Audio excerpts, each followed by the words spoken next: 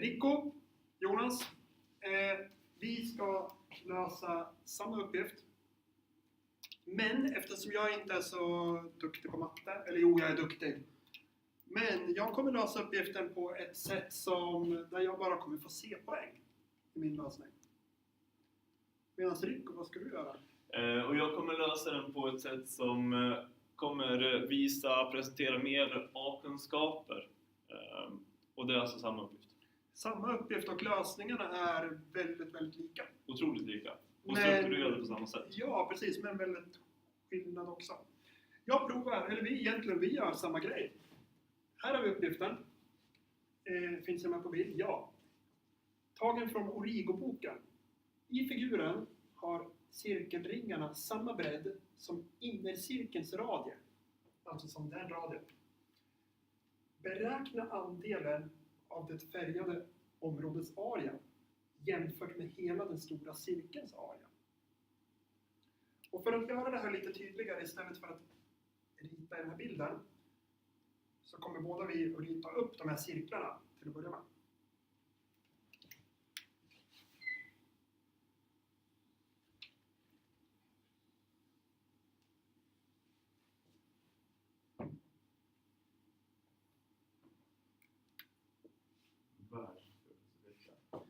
Fina cirklar. Och vi döper naturligtvis cirklarna så att vi kan hålla reda på vilka som är vilka.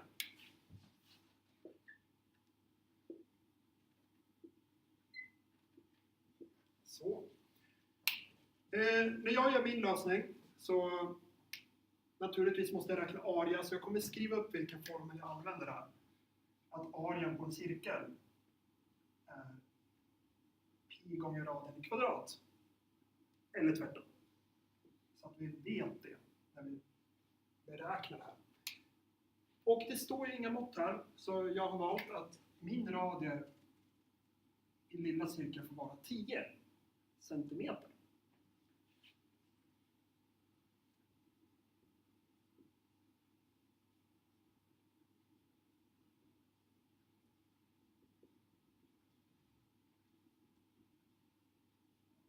Och jag skriver upp vad jag har gjort och markerar det i bilden. Sen tänker jag markera det i de andra cirklarna också. Om den är 10 så kommer den vara 20 cm, 30 cm och 40 cm. Jag kan skriva centimeter i parentes här. Så.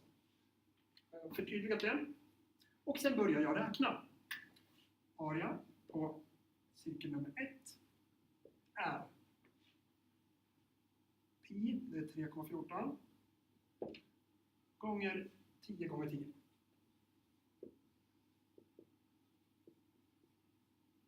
Så. Samma sak, area på cirkel 2. På motsvarande sätt. Vad blev det här då? Fuska.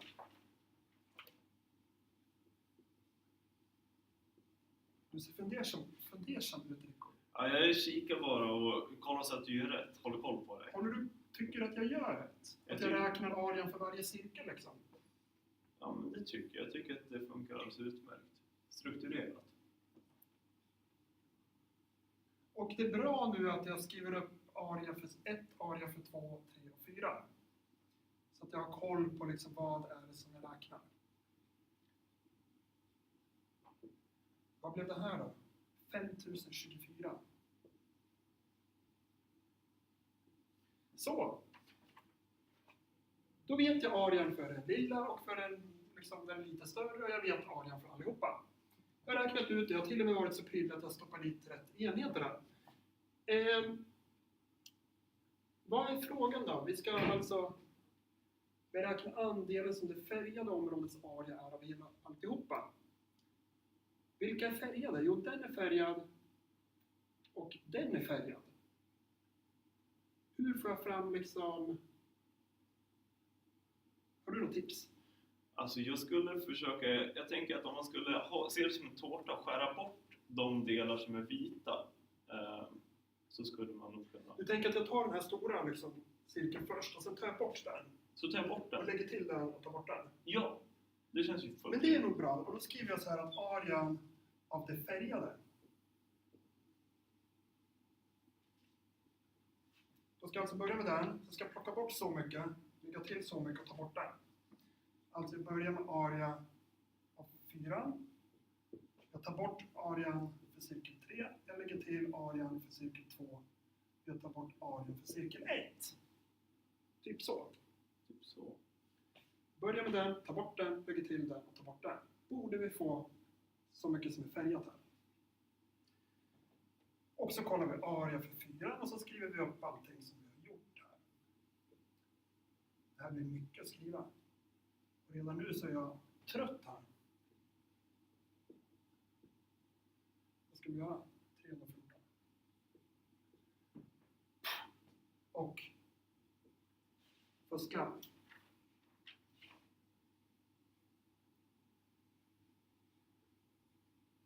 Och jag får att arean för det färgade är 3140 kvadratcentimeter. Nu då, andelen? Jo, andel är delen delat på hela. Så hur stort är det här jämfört med hela alltihopa? Alltså jämfört med den. Och nu har inte jag plats att skriva, då får jag låna av dig, för jag tror inte du kommer behöva så mycket plats, Rico. Du tror inte det? Nej. Skäl på det. Ja. Så vi skriver andel är lika med arean av det färgade dividerat på arean av den stora av hela cirkeln. Liksom. Arean av cirkel 4. Och då får jag det talet dividerat på det talet.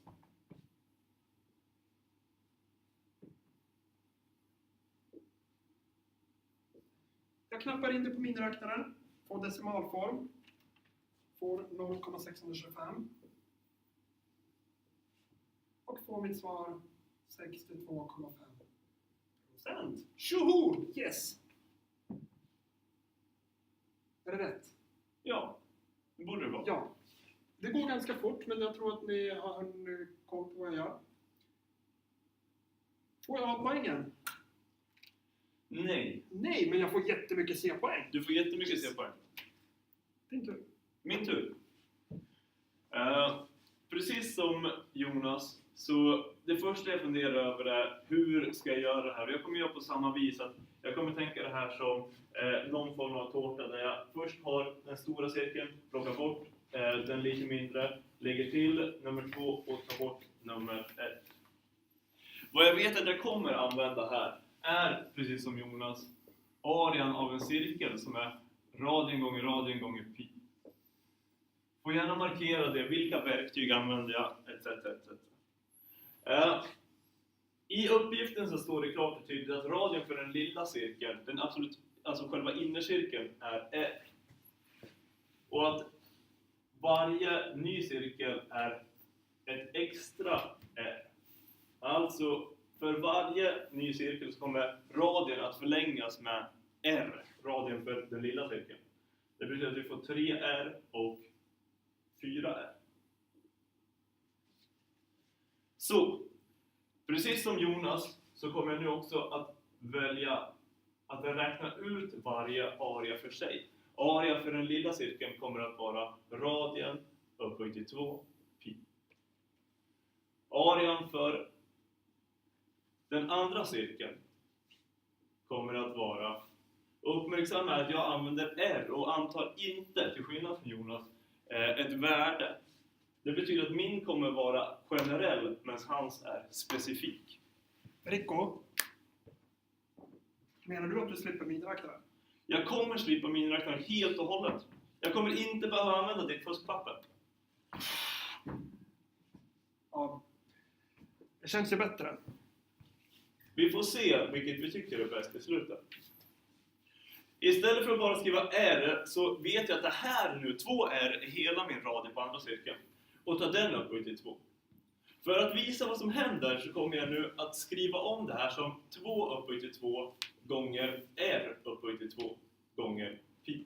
Det är den enda cirkel jag kommer göra så här på. Det betyder att när jag har en upphöjt på en parentes så kommer, om jag har 2 faktorer här inne, så kommer bägge de bli upphöjda. Svaret här blir alltså 4R2 pi. Den tredje cirkelns area kommer alltså att vara 3r upphöjt till 2pi. Blir 9r2pi. Den fjärde av cirkelns area kommer att vara 4r upphöjt till 2pi.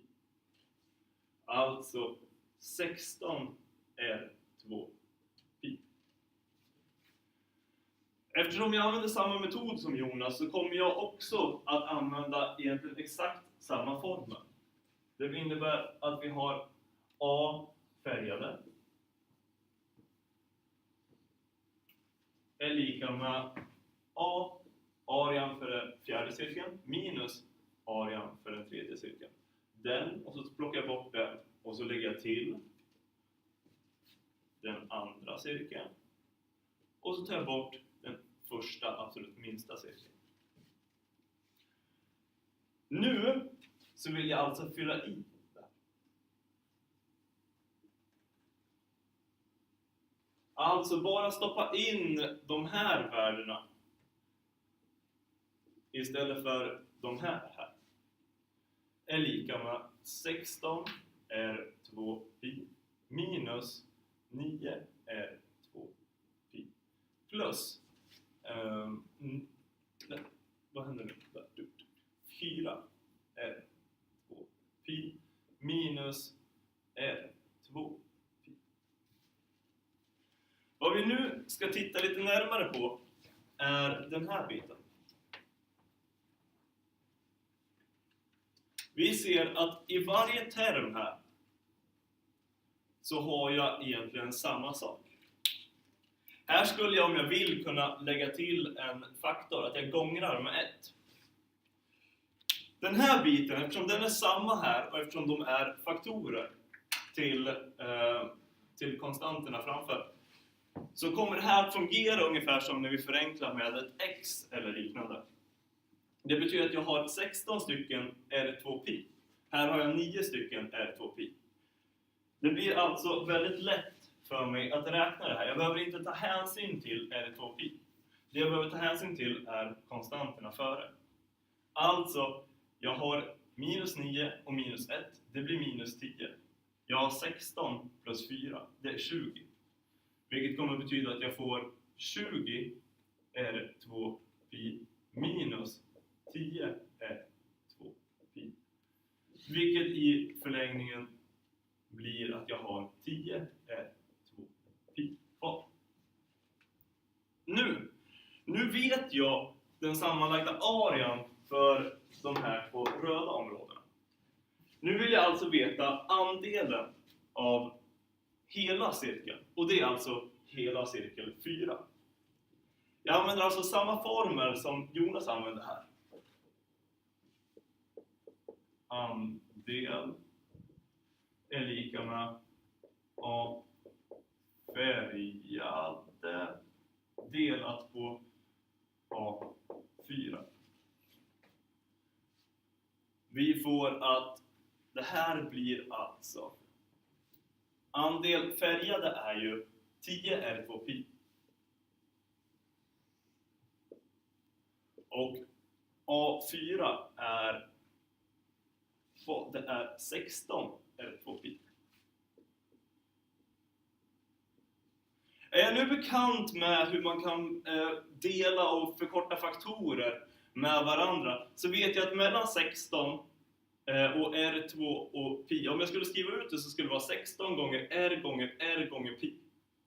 Och eftersom det är gånger mellan allting så är alla faktorer. Och jag har bara faktorer ovanför och bara faktorer under, alltså i täljare och i nämnare. Det betyder att jag kommer kunna stryka bort de här. Jag skulle ha tagit en annan färg såklart. Jag stryker, eftersom jag har R2 här och R2 där, så kan jag stryka dem. Och samma sak med pi. Det enda som kommer spela roll i vår uträkning är alltså 10 och 16. Vad jag kommer få är 10 16-delar. Nu börjar det ta slut på plats för mig med. Så därför gör jag så här, tror jag. Och så förkortar jag det ytterligare en gång. Så att jag får 5 8-delar. Tycker du att jag är klar, Jonas? Ja, men jag tycker nog... Men alltså, har vi svarat samma sak? Du har svarat 5/8 och jag har svarat 62,5%. Ett problem här är ju att du har ju räknat i centimeter vad jag räknar i. Du har inte skrivit vad du har räknat i. Det måste jag nästan göra. Man måste ju definiera vad man räknar i. Ja, precis. Så Vad har du för liksom areaenhet? Alltså jag har ju, eftersom jag räknar generellt så har jag inget. Det jag kommer räkna i är ju just längd och areaenheter. Ja, precis. Det betyder att den här radien kommer stå i LE, längdenheter. Ja, du tänker förkortningen L.E. Alltså den. Ja, precis. Som det brukar stå i facit ibland. L.E. Längdenheter. Så vad jag skulle vilja göra, det är i alla fall att klämma dit till exempel här, att jag gör en sån här A.E.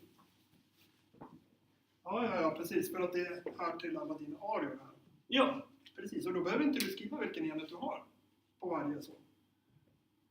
För att, som jag gjorde liksom. Utan det räcker att du skriver det här och sen vet du att okej, vi pratar areaenheter. Ja. någonting som alltid är snyggt också. Nu har ju vi lite dåligt med plats så det blir lite rörigt. Men det är alltid snyggt också att skriva ett svar kanske. Ja, men precis. Och jag väljer att skriva svar 62,5%. Men jag inser nu att när jag tittar på ditt svar, 5/8, så är det här ganska dumt. För procent vet ju vi att det betyder 100-delar. Och varför göra om det så att vi har ett decimaltal och sen 100-delar? När det är snyggare att ha liksom ett heltal och sen 8-delar. Det känns Så ju dumt. slipper vi liksom med decimaltal, vi slipper konstigt procenttecken. 5/8. Liksom 5/8, det är bättre, helt klart. Alltså jag tänker när jag tittar på din lösning att jag inser ju här att i min lösning, så flytta på dig så att säga, så har jag bara bevisat att det funkar om radien är precis 10 cm. Tänk om radien är 15 cm eller om den är 20 cm eller 100 cm. Förmodligen får jag samma svar, men jag har inte visat det. Men du har bevisat att det funkar om radien är radien. Och alla radier måste ju vara Ja, radier. men precis. Alltså det funkar oavsett liksom. När du förkortar bort, vart gör du det? Här. När du förkortar bort pi, då talar du om att det spelar ingen roll vad pi är. Pi kan vara 7 eller 9 eller 14 eller 3,14. Och när du förkortar bort radien talar du om att det spelar ingen roll vad radien är. Och det är det vi letar efter. Vi letar efter ett förhållande. Och ett förhållande bör ju inte vara beroende av någonting annat, egentligen. Ja, precis. Och sen tänker jag så här. Alltså du har ju använt lika med hela tiden. Lika med tecken. Och det stämmer ju, för du har ju aldrig avrundat. Inte på ett enda ställe. Det jag har gjort fel. Jag har skrivit att arean är lika med 3,14 gånger 10 gånger 10. Men det är ju inte det, för pi, hur mycket är pi? Det är egentligen ingen som kan svara på den frågan, inte ens vi två. Alltså det bara fortsätter, 3,1415926 och så bara fortsätter det liksom, tar aldrig slut. Så jag skulle behöva skriva så här ungefär lika med i hela min uträkning. Så mitt svar här, ja det kanske är 62,5% men bara ungefär. För jag vet inte det. Medan du kan säga att det är exakt 5/8. Och när du knappar 5/8 på miniräknaren, vad blir det då? Då blir det 0,625. Ja, du kommer kunna säga att det är exakt 62,5% om du vill. Jag får väl nöja mig med mitt C då. Och jag tänker att en av fördelarna är också det är att vi slipper titta på fuskpapper. Vi slipper hålla en miniräknare på sidan av. Jag behöver inte de grejerna. För jag har inte så avancerade tal så att jag kommer behöva det. Nej, precis. Och det är faktiskt rätt. När man har lärt sig det här så är det lättare att följa med här vad som händer.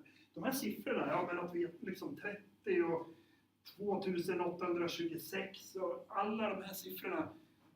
Ja, men det kanske är lättare liksom i början. Men sen är det faktiskt lättare att se vad som händer när man börjar lära sig det här. För man slipper de här jobbiga, krångliga, ja men liksom massa siffror. 3742,5. Och man kommer slippa risken att slinta med fingret och slå en siffra fel på miniräknaren utan aning om svaret är rätt eller? Ja, precis. Alltså vi har ju tips om du ska träna på sådana här svåra uppgifter. Och det är ju egentligen att om du är osäker och vill visa för läraren att du kan, Då kan det vara dumt att köra den här direkt. För att, tänk om du kör fast liksom och gör något slarvfel där. Då skiter sig hela uppifrån. Men du kan ju göra om du liksom vill göra så här först. Kanske. Ja. Testa svaret. Och sen kan du påbörja en sån här lösning. Så att, ja, men om du kör fast här. Då har det ändå visat att du har ett hum om den här lösningen. Får du hela lösningen och får samma svar. Ja, men då behåll båda. Såklart. För svaret kommer ju alltså vara detsamma. Ja. Så man liksom kan träna den här först så att man får metoden. För det är samma metod. Men sen kan man gå vidare och köra den här coolare lösningen. Och vad du också gör då, det är att övar på den här formen för aria kommer sätta sig bättre. Det kommer sätta sig bättre hur man löser ett problem. Så att det är inte bortkastad tid heller. Nej, och i matte 2 och framförallt matte 3, 4. Du läser kanske, jag vet inte om ni läser 3, 4, 5. Men då har man bra koll på det här och tränat på det redan i ettan. Då kommer man kunna briljera på matte 2-lektionen. Ska vi nöja oss så? Ja. Vi gör lektion.